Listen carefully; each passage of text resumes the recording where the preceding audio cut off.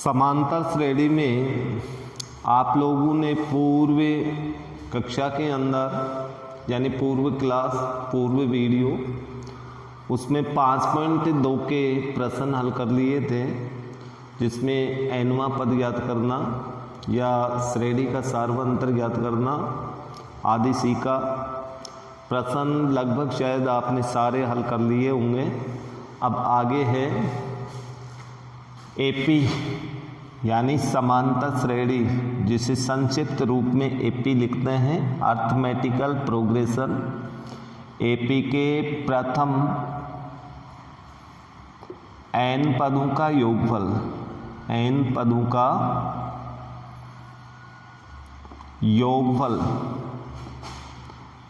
योगफल जिसे संकेत में अपन एस एन लिखते हैं। इसका सूत्र एस एन बराबर n/2 into 2a plus n-1 into D होता है। अथवा दूसरा सूत्र आपका ये भी है, एस एन बराबर n/2 a प्लस एल। इस सूत्र का प्रयोग तब किया जाता है जब हमें श्रेणी के अंदर पदों की संख्या n, पहला पद a, सार्व अंतर d मालूम हो, तो इस बड़े सूत्र का प्रयोग। अन्यथा इस छोटे सूत्र का प्रयोग तब किया जाता है जब हमें पहला पद, पदों की संख्या और अंतिम पद मालूम हो। एल मीन्स अंतिम पद, या संकेत में जो सिंबल दे रखे हैं एस एन का अर्थ होता है एन पदों का योग, पदों का योगफल। एक का अर्थ होता है प्रथम पद, डी सार्वंतर है और सार्वंतर उसी प्रकार से ज्ञात करेंगे जैसे पूर्व में ज्ञात किया था, a2 माइनस a1, दूसरे पद में पहला पद घटा के। एल ये अंतिम पद है, अंतिम पद, और n पदों की संख्या, पदों की संख्या। तो पूर्व वीडियोज के अंदर हमने nवां पद ज्ञात किया। अब अपनी क्लास है n पदों का योगफल, जिसके लिए अपना ये सूत्र हो गया। पहले आपको ये सूत्र याद करना है। अब अपन इसके कुछ एग्जाम्पल, कुछ प्रश्न हल करके देखते हैं। यहाँ 2 एग्जाम्पल मैंने लिखे हैं। 11वां एग्जाम्पल है, इस एपी के प्रथम 22 पदों का योगफल ज्ञात करें, और दूसरा है एपी के प्रथम 14 पदों का योग 1050। तो प्रथम पद 10 हो तो 20वां पद ज्ञात करें। सबसे पहले प्रश्न पढ़ने के पश्चात प्रश्न समझ में आना चाहिए, अर्थात प्रश्न के अंदर एपी दे रखी है, एपी दे रखी है, 22 पदों का योगफल ज्ञात करना है। तो अपना उत्तर एपी का पहला पद यहाँ पर 8, डी हम इसमें ज्ञात कर सकते हैं।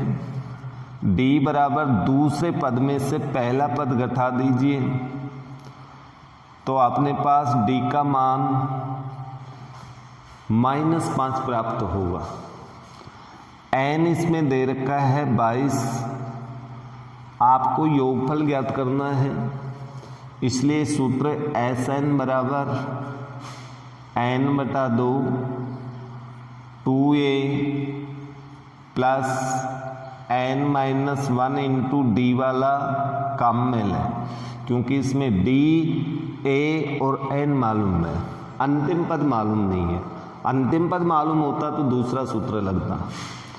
अब अपन लिखते हैं n का मान 22 अर्थात 22 पदों का योग 22/2 इंटू 2 गुणा ए मीन्स 8 प्लस n का मान 22 माइनस 1 डी का मान -5 है इसलिए कोष्टक में लिखें, मान रख दिया। अब इसको हल करना है। 22 में 2 का भाग देंगे 11 आएगा, 2 को 8 से गुणा करो 16 प्लस 22 में से 1 घटाओ 21 और 21 को गुणा करना है -5 से। कुल मिला के अपने पास आएगा 11 इंटू 16 -5 को प्लस 21 से गुणा करेंगे तो -105। अब इस कोष्टक को पहले हल करना पड़ेगा और ये मान मैं आगे लिख देता हूँ बराबर लगा के। देखिए पहले 11 था, 11 16 में से 105 घटाएंगे, 16 में से 105 घटाएंगे तो माइनस के 89 बचेगा। 89 माइनस 89 को 11 से गुणा करेंगे, ये भी मैं आगे लिख रहा हूँ। 11 नाम 99 हासिल 9, 11 8 88 और 99 11 8 88 और 9 हासिल जोड़ेंगे तो कितना हो गया 97, लेकिन चिन्ह ऋणात्मक होगा। 979 आपका आंसर होगा इसमें। नेक्स्ट एग्जाम्पल, यहाँ पर अपन को 14 पदों का योगफल दिया हुआ है, इसलिए अपन लिखेंगे S 14 1050। एक इसमें आपको प्रथम पद A का मान दिया 10 और AN 20वां पद आपको निकालना है। तो पहले इसकी सहायता से अपन हल करते हैं, SN का सूत्र लगाते हैं। SN बराबर n/2 into 2a plus n-1 into d। इसमें मान रखें तो ये S 14 n का मान 14 है यहाँ पर, तो n बराबर आप 14 लिख सकते हैं क्योंकि 14 पदों का योग है। 14/2 2 into a means 10 plus 14 minus 1 d का मान अपन को इसमें मालूम नहीं है, अर्थात d ज्ञात करना है। और d ज्ञात करने के लिए अब आगे इसको हल करेंगे तो ये इस प्रकार से हल होगा। स्टेप बाय स्टेप आप इसका हल करते जाएं।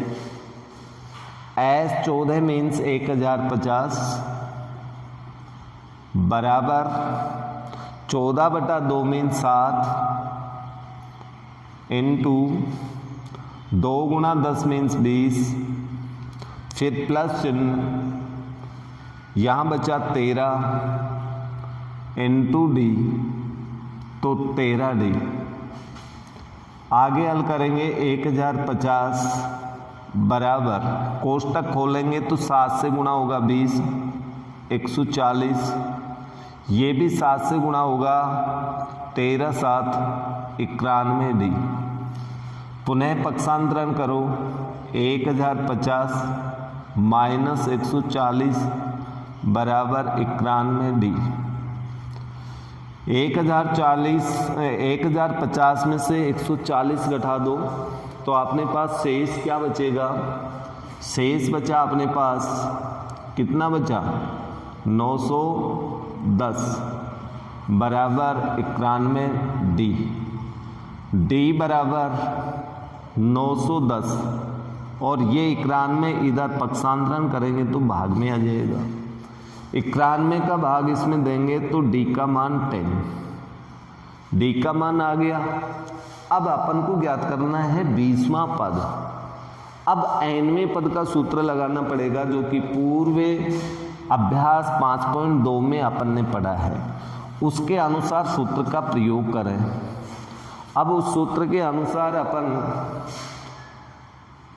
20वां पद ज्ञात करें। 20वां पद, तो अपन 20वें पद का सूत्र ये लिख सकते हैं, A20 बराबर A प्लस 19D। ए का मान अपन को दिया हुआ 10 प्लस 19 गुणा डी का मान 10। हल करने पर अपने पास 10 प्लस 190, गुणा करने पर 19 को 10 से गुणा करेंगे 190, 10 और 190 को जोड़ने पर 200, अर्थात 20वां पद अपना 200 होगा।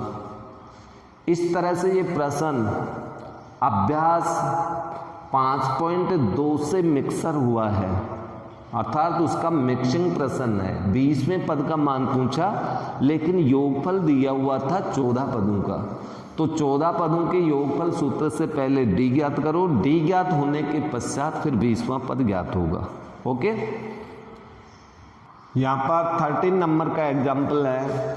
इस एपी में कितने पद लिए जाएं कि योगफल 78 हो जाए।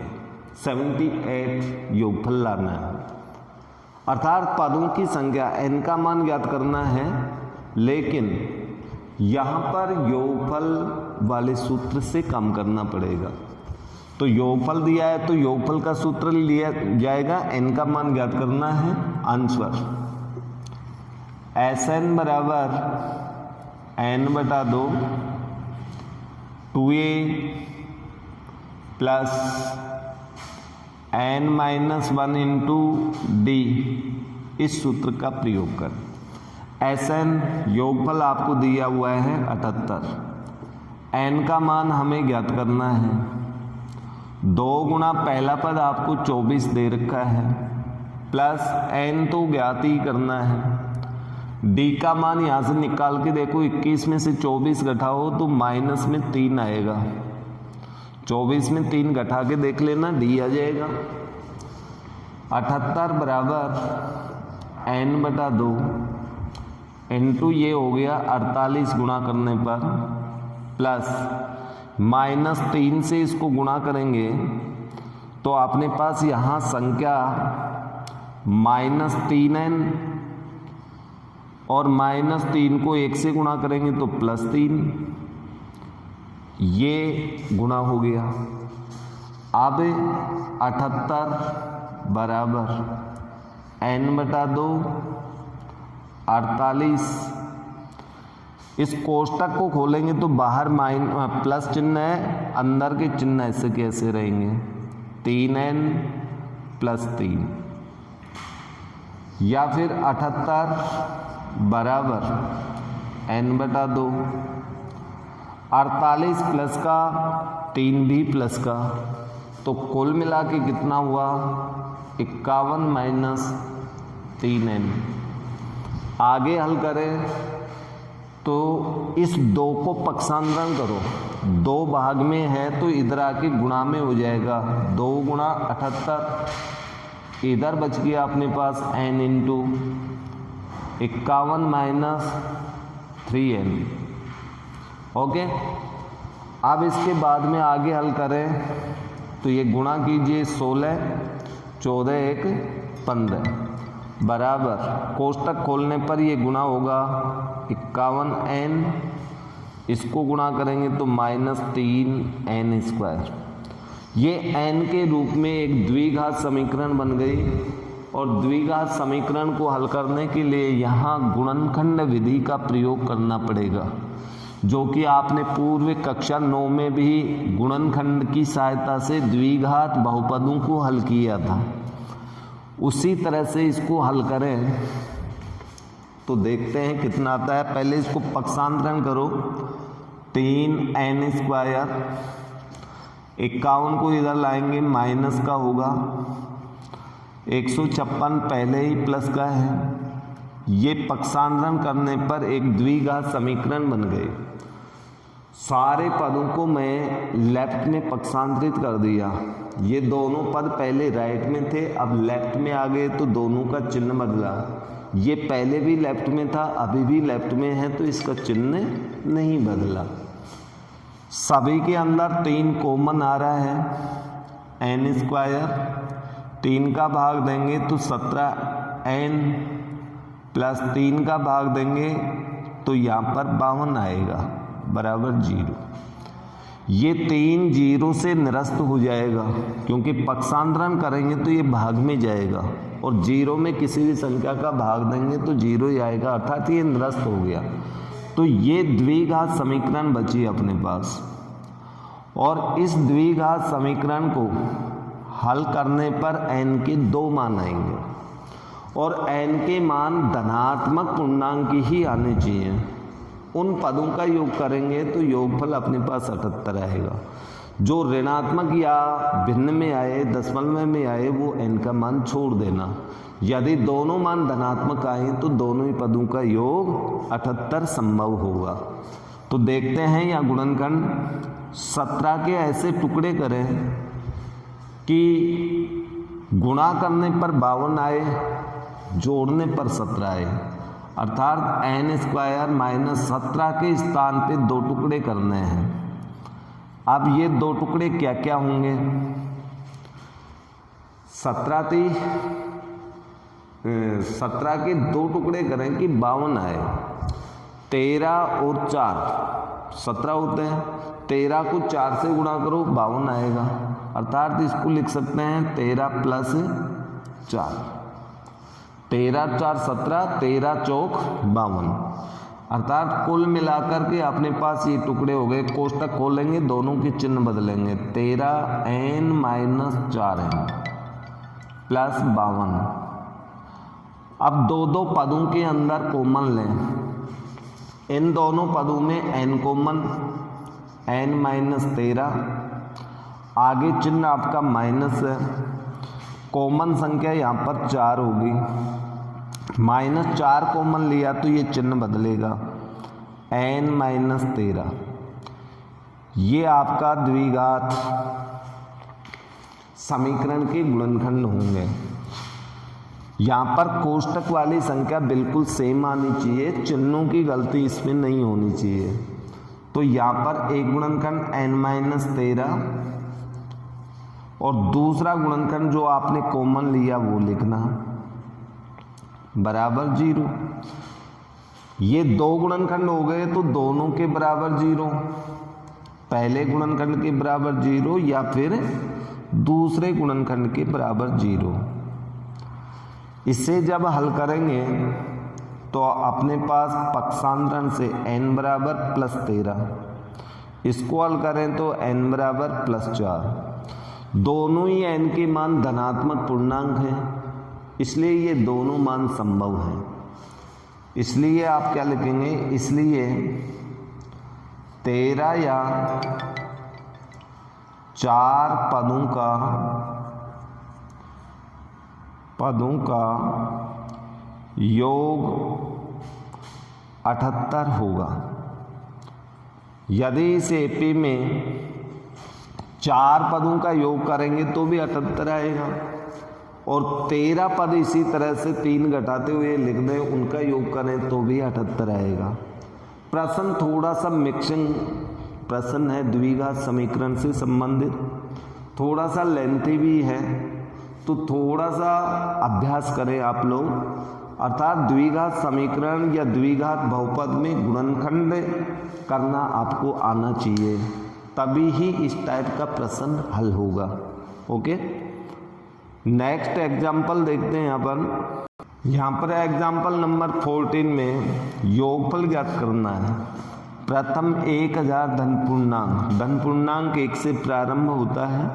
वैसे 0 भी एक संख्या है, लेकिन नहीं तो ये धन पूर्णांक होता, नहीं ही ये ऋण पूर्णांक होता। इसलिए धन पूर्णांक की बारी आती है तो 1 से प्रारंभ करेंगे। तो जब पहले प्रश्न को अपन हल करें तो यहाँ पर लिखें प्रथम 1000 धन पूर्णांक 1 2 3 4 1000, ये टोटल हो गए। अब ये आपके पास एपी बन गए। इस एपी के अंदर पहला पद a बराबर 1, d का मान याद करें तो 1, अंतिम पद l का मान भी मालूम है 1000। योगफल याद करना है तो आप Sn बराबर सूत्र लगा दें।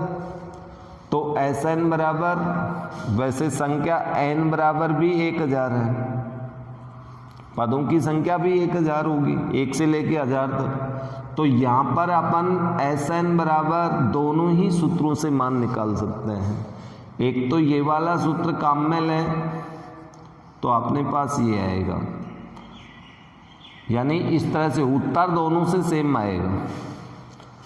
तो S 1000, n का मान 1000 बटा 2 गुणा 1 का मान 1, n का मान 1000 माइनस 1, d का मान 1।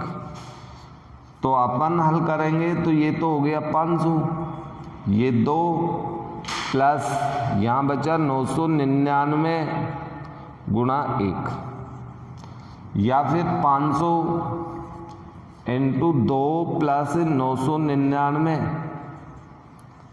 1 से गुणा करने पर, या 500 गुणा इन दोनों को जोड़ेंगे तो अपने पास आएगा 1001।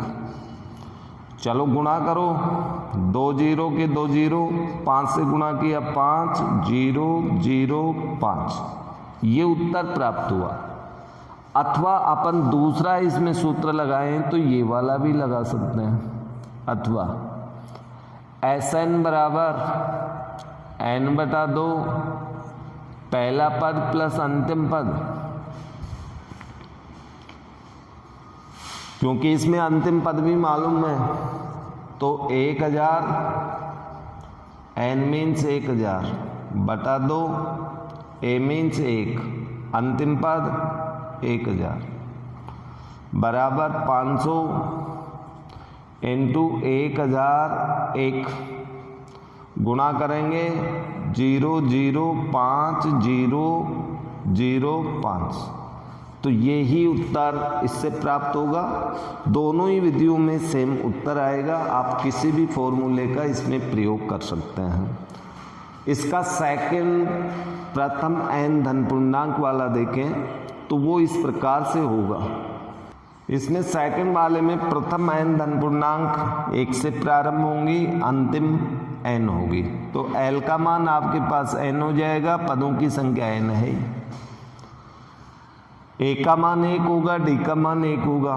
तो इसमें मैं शॉर्ट वाला छोटा सूत्र लगा देता हूँ, n बटा 2 a प्लस l बराबर n बटा 2 a का मान 1 प्लस n, या इसको अपन ऐसे भी लिख सकते हैं n बटा 2 n प्लस 1। तो आपका आंसर ये होगा। अर्थात n प्राकृत संख्याओं का योग का सूत्र ये होता है। आप कभी भी n प्राकृत संख्याओं का योग करें तो आप ये सूत्र लगा दें, n इंटू n प्लस 1 बटा 2। ये n प्राकृत संख्याओं का योगफल का सूत्र होगा। प्रथम n धन पूर्णांक संख्याओं का या प्राकृत संख्याओं का योग। ओके। एग्जाम्पल नंबर 15, संख्याओं की उस सूची के 24 पदों का योगफल ज्ञात करें। 24 पदों का योग ज्ञात करना है, लेकिन सूची मालूम नहीं है। उस सूची का nवां पद दे रखा है अपन को, तो पहले अपन सूची ज्ञात कर लेते हैं। तो इसका आंसर nवां पद का सूत्र आपको यहाँ दे रखा है, an बराबर 3 प्लस 2n। तो n बराबर 1 2 3 रखने पर, इसमें रख के देखें आप, जब n का मान 1 रखेंगे पहला पद आएगा, n का मान इसमें 2 रखेंगे दूसरा पद आएगा, n का मान 3 रखेंगे तीसरा आएगा, n का मान 4 रखेंगे चौथा आएगा, n का मान 24 रखेंगे 24वां पद आएगा।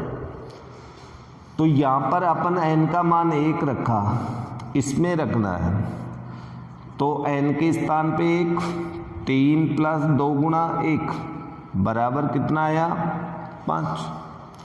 जब n बराबर अपन 2 रखेंगे तो a2 का मान आएगा यानी दूसरा पद 2 गुणा 2 यानी 7। a3 n का मान 3 रख दो 2 गुणा 3 बराबर 9 और चाहो तो आप 24वां पद भी निकाल सकते हो, इसलिए a24 अंतिम पद है ये 24वां इसका अंतिम पद l भी लिख सकते हो 3 प्लस 2 गुणा 24। तो ये अपने पास कितना हो गया 51, अर्थात इसका अंतिम पद आपको मालूम है, पहला पद आपको मालूम है, पदों की संख्या 24 भी मालूम है, इसलिए अपन ये लिख सकते हैं कि a बराबर अपने पास 5, अंतिम पद l बराबर आपके पास आ गया 51 व n बराबर हो गया 24, इसलिए 24 पदों का योग। अब योगफल वाला छोटा सूत्र इसमें लगा दें, Sn बराबर n/2 a प्लस l। इस सूत्र का प्रयोग कर दो क्योंकि अंतिम पद मालूम है, पहला पद मालूम है, पदों की संख्या मालूम है, तो S24 बराबर 24/2 into a means 5 l means 51 बराबर 24 में 2 का भाग दिया 12, 5 और 51 को जोड़ा तो 56, दोनों को मल्टीप्लाई करो 12 6 72 हासिल 7, 12 पंजे 60 और 7 67 672, अर्थात इस सूची के प्रथम 24 पदों का योग 672 होगा। इस प्रश्नमाला का लास्ट एग्जाम्पल 16 जो कि थोड़ा सा लैंग्वेज में बड़ा है, टीवी सेटों का निर्माता तीसरे वर्ष में 600 टीवी तथा 7वें वर्ष में 700 टीवी उत्पादित करता है, ये मानते हुए कि प्रत्येक वर्ष में समान संख्या में वृद्धि करता है, तो निम्न प्रश्नों के उत्तर। प्रथम वर्ष का उत्पादन यानी पहला पद ज्ञात करना है, 10वें वर्ष में उत्पादन यानी 10वां पद ज्ञात करना है, 7 वर्षों में कुल उत्पादन यानी 7 वर्षों का योगफल ज्ञात करना है। तो 3 प्रश्नों के उत्तर देने हैं। यहाँ तीसरे वर्ष का मतलब ये तीसरा पद है, 7वें वर्ष में उत्पादन का मतलब 7वां पद है, तीसरा और 7वां पद दिया हुआ है। तो अपन जब इस प्रश्न को हल करेंगे तो सीधा सा फॉर्मूला है कि तीसरे वर्ष का सूत्र a + 2d बराबर 600, एक समीकरण आपका ये बनेगा। और 7वें वर्ष में उत्पादन यानी 7वां पद a + 6d, पूर्व प्रश्नमाला 5.2 में पढ़ा है अपन ने, यानी तीसरे और 7वें पद का मान दिया है आपको ये समीकरण नंबर 2। इन दोनों को हल करके अपन a और d का मान ज्ञात करेंगे। a तथा d मालूम हो तो किसी भी वर्ष का उत्पादन या कितने भी वर्षों में कुल योगफल ज्ञात कर सकते हैं। घटाने पर अपने पास नीचे वाले के चिन्ह बदल जाएंगे, ये कट गया, माइनस का 4d बचेगा, 2d प्लस का है 6d माइनस का है तो माइनस का 4d बराबर 600 प्लस का 700 माइनस का तो माइनस का 100, d बराबर अपने पास आ गया 100/4, यानी नेगेटिव चिन्ह दोनों पक्षों में कट गया, तो d बराबर अपने पास 25 प्राप्त हुआ। 25। जब डी का मान ये है तो समीकरण 1 में मान रख दो, समीकरण 1 से। अब समीकरण 1 में ये मान रखेंगे तो a प्लस 2d है, 2 गुणा d मीन्स 25 बराबर 600, या a प्लस 50 बराबर 600, या a बराबर 600 माइनस 50, या a बराबर 550। तो अपने को एक उत्तर प्राप्त हो गया। प्रथम वर्ष में उत्पादन, पहले वर्ष का उत्पादन 550 होगा। इसलिए अपन इसका उत्तर लिखते जाएंगे प्रत्येक प्रश्न का। ये ऊपर लिख देता हूं मैं, इसलिए प्रथम वर्ष में उत्पादन बराबर a, यानी पहला पद 550। अब सेकंड वाला उत्तर देंगे 10वें पद में, 10वें वर्ष में उत्पादन यानी 10वां पद A10, A10 का सूत्र होता है a प्लस 9d, और a मीन्स आपका है 550 प्लस 9 गुणा d का मान है 25। ये निकाल चुके, इसको हल करेंगे तो अपने पास उत्तर देखिए कितना आता है, 550 प्लस 25 225, दोनों को जोड़िए 775। तो 10वें पद का या 10वें वर्ष में जो उत्पादन होगा वो 775 टीवियों का उत्पादन होगा। अब इसके बाद में लास्ट अपना इसमें आंसर पूछा है वो 7 वर्षों में कुल उत्पादन, कुल का मतलब योगफल, तो इसमें 7 वर्षों का योगफल करना है। तो 7 वर्षों में कुल उत्पादन, तीसरा 7 वर्षों में कुल उत्पादन बराबर Sn का सूत्र लगाएंगे। तो Sn बराबर n/2 into 2a plus n-1 into d, इस सूत्र से आएगा। तो n का मतलब 7 वर्ष का पूछा तो n का मान 7 होगा, 10 वर्ष का पूछे तो n का मान 10 होगा, 20 वर्ष का पूछे तो n का मान 20 होगा। तो यहाँ n का मान 7 रखना है। 2 इंटू a का मान 550 आया था, n का मान 7 माइनस 1 और d का मान 25 आया था। मान रखने के बाद 7/2 इंटू, इसको इससे गुणा करेंगे तो ये हो गया 1100 प्लस 6 गुणा 25, या फिर 7/2 इंटू 1100 प्लस 6 को 25 से गुणा करेंगे 150।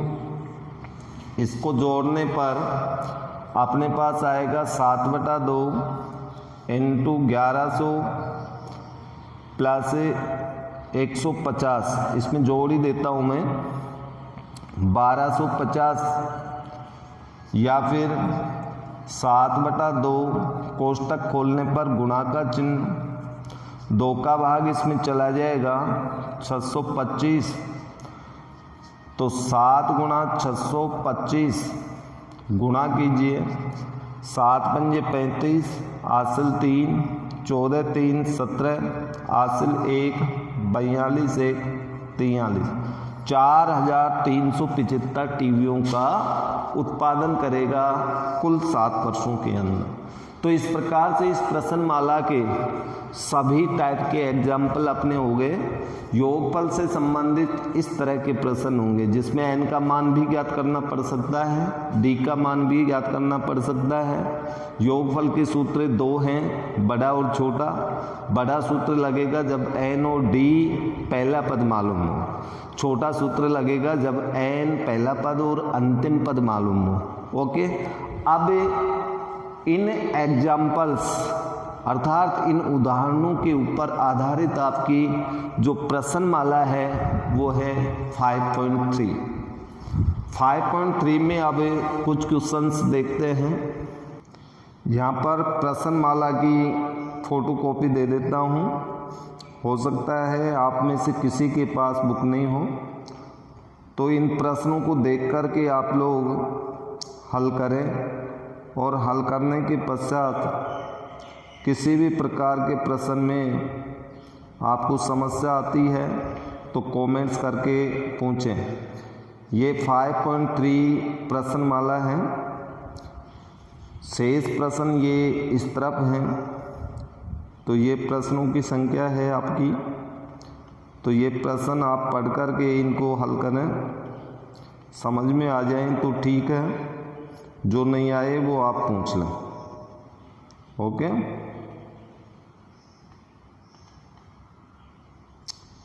तो ये अपने प्रश्न है, इसमें एक बार पुनः देख लो।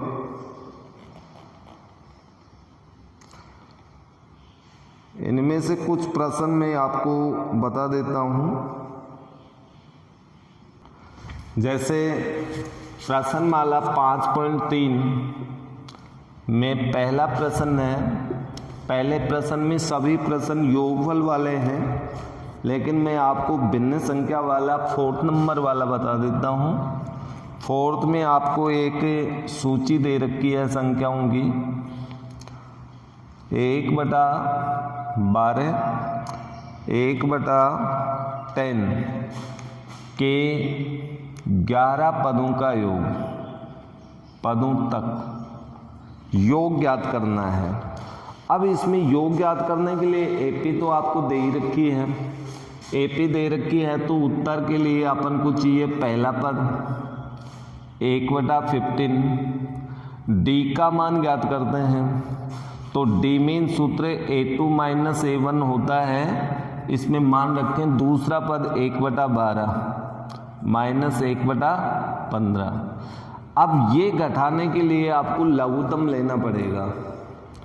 अब लघुत्तम 12 और 15 का लघुत्तम लेंगे तो 60 आएगा। लघुत्तम लेना तो आप सभी को आता ही होगा।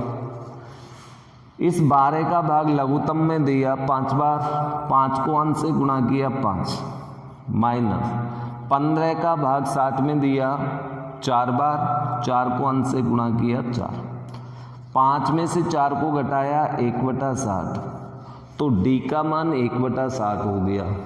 और एन का मान आपको दे ही रखा है 11। आपको ज्ञात करना है एस एन योगफल n/2 2a plus n-1 into D. इस तरह से कोष्टक में मान रखें।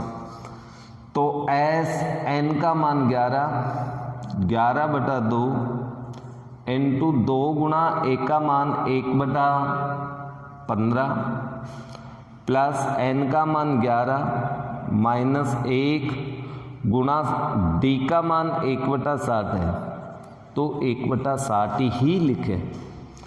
अब इसको हल करेंगे अपन, तो 11/2 कोष्टक ये हो गया 2/15 गुणा करने पर 2 गुणा 1/15 को गुणा करेंगे तो 2 इसके अंश से ही गुणा होगा, प्लस 11 में से 1 घटा दीजिए 10 गुणा 1/60। अब देखिए इसका सॉल्यूशन भी मैं आपको बता देता हूँ। आगे इस टाइप के कोई भी प्रश्न आते हैं तो आप इसी तरह से एलसीएम लेकर के और उनका जोड़ घटाव इत्यादि ठीक सही तरीके से करें। बराबर कितना था 11/2 इंटू 2/15, फिर आगे चिन्ह प्लस है, इन दोनों को गुणा करेंगे तो 10/60 होगा। इसमें आप 0 से 0 काट भी सकते हैं। 11/2, 0 से 0 कट जाएगा तो 1/6 आ जाएगा। और आप ऐसे के ऐसे भी लघुत्तम ले सकते हैं। दोनों को जोड़ने के लिए एलसीएम 60 में 15 का भाग देंगे तो 4 बार जाएगा। 4 को अंश से गुणा किया 8, प्लस 60 में 60 का भाग 1 बार, तो कुल मिला के अपने पास ये आएगा 11/2, कोष्टक खोलने पर गुणा 8 और 10 18/60। ओके, जो संख्या कटती है उसे काट सकते हैं। यहाँ पर ये संख्या कट रही है, 6 का भाग इसमें 3 बार, 6 का भाग इसमें 10 बार, 6 से कट गई दोनों संख्या। ऊपर की संख्या ऊपर गुणा होगी, नीचे की नीचे। 11 को 3 से गुणा करो 33, 2 को 10 से गुणा किया 20, तो कुल मिलाकर के अपने पास योगफल 33/20 प्राप्त हुआ। तो ये भिन्न वाली संख्याओं की एक सूची थी, इसलिए ये प्रश्न मैंने आपको बता दिया। शेष जो पहले के प्रश्न हैं 5.3 में वो आप कर लेंगे। ओके, अब देखिए इस प्रश्नमाला यानी अभ्यास 5.3 के लिए आप लोगों की सभी एग्जाम्पल हल हो गए और सभी टाइप के एग्जाम्पल हल हो गए, तो आप प्रश्नों को आप हल कर सकते हैं। आप हल करके देखना, अभ्यास करके देखना, और किसी भी प्रकार की कोई भी समस्या आए, कोई प्रश्न हल नहीं हो तो आप आज ही कमेंट्स करके पूछ लें, जिससे कि मैं नेक्स्ट आने वाले वीडियो के अंदर उसका सॉल्यूशन दे सकूं। तो अगली क्लास जब तक हो अपनी, तब तक के लिए मुझे इजाज़त दीजिए। धन्यवाद।